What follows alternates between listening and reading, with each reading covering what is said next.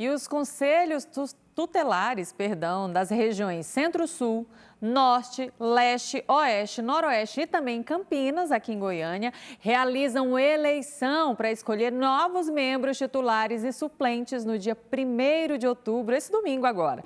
É sobre esse assunto que eu converso com a secretária municipal de Desenvolvimento Humano e Social, Maria Ivelônia. Seja muito bem-vinda, secretária. Bom dia. Muito obrigada, bom dia a todos que estão nos acompanhando. E é uma satisfação vir falar de um momento tão importante para a vida de crianças e adolescentes, que é a eleição de conselheiros tutelares. É a garantia da continuidade desse trabalho de proteção a crianças e adolescentes, né? Exatamente. Dia 1º de outubro nós teremos eleições para conselho tutelar e que esses conselheiros são pessoas que defendem. Eu costumo dizer que eles são os defensores de direitos de crianças e adolescentes. Então, aquela criança que é vítima de violência, aquela criança que está sofrendo negligência ou que está sem acesso a uma política pública como de saúde e educação, são esses conselheiros que conseguem estar ali para atuar e intervir com relação a essas situações. E só para deixar claro para o pessoal de casa, porque talvez não seja de conhecimento geral, a população também pode participar desse pleito, né? A população deve participar. Essa eleição, ela não é obrigatória, porém, ela é de responsabilidade nossa, todos nós que queremos o bem-estar de crianças e adolescentes. Então, dia 1º de outubro, de 8 da manhã às 17 horas, todas as pessoas que são eleitores estão convidados a votarem em conselheiros tutelares da sua região. Então, geralmente, os candidatos são pessoas da própria rotina daquela região, da própria comunidade. Então, são pessoas que geralmente a população conhece e precisam estar ali dando o seu voto de confiança nessas pessoas para protegerem crianças e adolescentes. E é bom que se diga também, gente, que esse trabalho de proteção a crianças e adolescentes, nas mais diversas, né, que estão aí sujeitas, infelizmente, os mais diversos tipos de violência, né, essa proteção, essa vigilância, esse combate a crimes, né, secretária, contra esses menores, é de responsabilidade de toda a sociedade. Então, por isso a importância da sociedade também se envolver nessa eleição, para que se conheça os candidatos, né, para que se saiba aonde recorrer.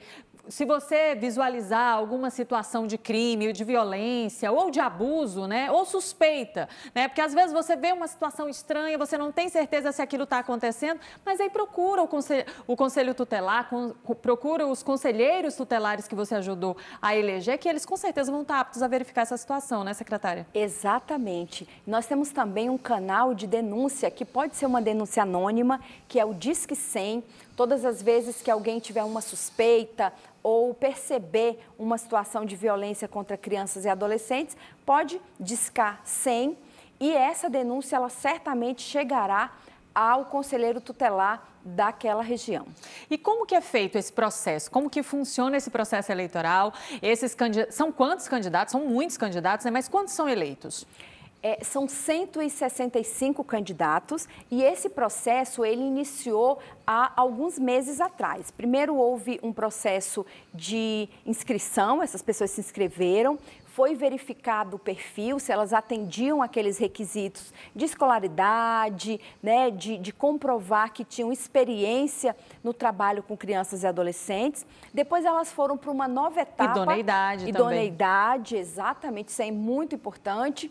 E depois elas foram para uma etapa que é da prova. Então, elas fizeram uma prova escrita para testar esses conhecimentos no que diz respeito à legislação, ao atendimento de crianças e adolescentes. E agora vão para uma nova etapa, que é passar pelo crivo da população, que é o voto. Então, São 165 candidatos, mas que serão eleitos 30 titulares e 30 suplentes, porque em Goiânia nós temos 6 conselhos tutelares, eles ficam de acordo com cada região. Então, cada conselho tutelar tem 5 membros titulares. Então, vamos eleger 30 titulares e 30 suplentes. Olha só, a gente vê que todo esse processo, né, de escolha dos candidatos é um processo muito minucioso, é um processo muito sério. Que bom seria, né, se todos os processos eletivos pudessem ser dessa forma, a gente testar a idoneidade antes da votação, a gente ver se tem currículo, se vai dar conta de fazer aquele trabalho. É realmente um processo muito minucioso, porque a pasta, né, esse trabalho pede, né? E com relação vamos dizer assim, o exercício, né, desse mandato, é por quanto tempo? A partir de que dia ou de que mês essas pessoas já vão estar atuando à disposição da sociedade? Essas pessoas, elas, logo após a eleição, né, elas estarão ali sendo homologados, em dezembro terá a homologação dessas pessoas que foram realmente eleitas, e em janeiro, 10 de janeiro, elas tomam posse como novos conselheiros. Os conselheiros que estavam terminam seus mandatos e automaticamente já começa o novo mandato, justamente para que não tenha nenhum tempo ali descoberto desse atendimento, que é um atendimento continuado e que nós, da gestão e que estamos na secretaria responsável por essa eleição, queremos garantir que as crianças terão sempre profissionais ali à disposição para atender em qualquer necessidade. Secretária, e esses conselhos, eles são entidades independentes? Eles estão vinculados à secretaria obrigatoriamente? Como que funciona? Eles estão vinculados administrativamente à secretaria. Então, cabe à gestão pública, no caso de Goiânia, cabe ao prefeito Rogério dar toda a estrutura de funcionamento local, corpo técnico, administrativo, veículos. Então, fica dentro do organograma da Secretaria de Assistência Social do município, mas os conselheiros são autônomos na sua atuação. Eles têm que seguir legislações de proteção a crianças e adolescentes, eles têm ali uma interlocução muito próxima com o Ministério Público, com o Judiciário, porque eles seguem diretrizes jurídicas para a sua atuação, mas administrativamente é responsabilidade nossa dar todo esse suporte. E vamos aproveitar aqui esse espaço e essa oportunidade para esclarecer para a população, porque tem muita gente, né, que em algumas situações em que menores estão ali em situação de vulnerabilidade, eu como repórter já ouvi muitas vezes, né, de famílias que estão ali precisando desse apoio e tal, dizer assim, a gente liga no conselho, os conselheiros vêm aqui, mas nada é feito, porque talvez haja aí um distanciamento, né, do conhecimento do que de fato os conselheiros fazem para a expectativa daquelas pessoas, né? E eu vou pedir para a senhora poder explicar aqui para todo mundo qual é a atuação dos conselheiros tutelares, até onde eles podem ir, né? De que forma que esse trabalho é efetivado junto às famílias em situação de vulnerabilidade. Excelente a pergunta, porque muitas vezes essas pessoas que se dedicam tanto a proteger crianças e adolescentes, por vezes são vistos de uma forma equivocada e até injusta, né? Porque o conselheiro tutelar, ele tem a função de garantir o acesso à política pública. Mas existem situações que são próprias da família, né? Que são próprias de responsabilidade mesmo do seu cuidador. Então, nós temos casos como crianças ou adolescentes que não obedecem os pais e os pais chegam no conselho tutelar dizendo eu vim entregar essa criança, eu vim deixar os cuidados de vocês. Isso não vai acontecer, porque ao contrário, a responsabilidade do conselho tutelar é encaminhar, por exemplo, para uma atuação da assistência social que vai trabalhar a questão dos vínculos familiares, vai, por meio de programas como Criança Feliz, vai orientar nessa relação pais e filhos.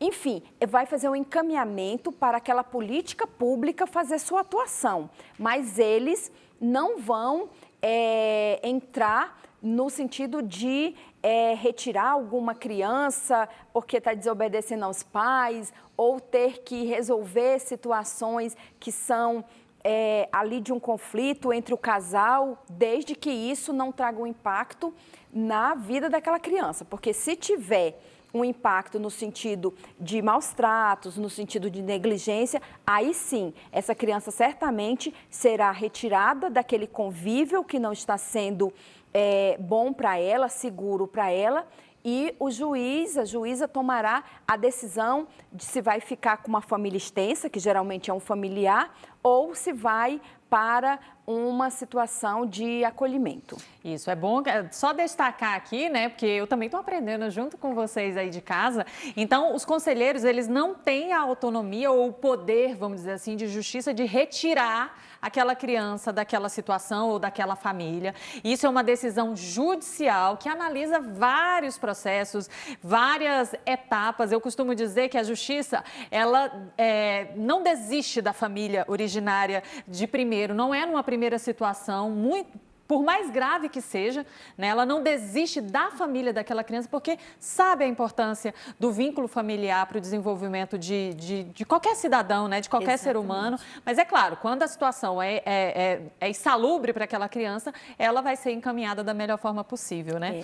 Gostaria de agradecer aqui a sua participação. Esse é um tema, né, que mobiliza muita gente. Desejar aí muito sucesso no trabalho com os novos conselheiros, que vocês tenham muito sucesso e que as nossas crianças estejam em boas mãos. Muito obrigada, secretária. Muito obrigada. Então, aproveitar esse espaço para fazer um convite a você que está aí nos assistindo, que é pai, mãe, que é familiar, que é um profissional, que acredita na defesa de crianças e adolescentes, para que neste 1º de outubro, domingo, de 8 da manhã às 17, possa procurar aquela zona eleitoral em que você já é eleitor, levando o e-título ou um documento com foto, para que você possa votar no conselheiro da sua região. Muito obrigada e bom trabalho.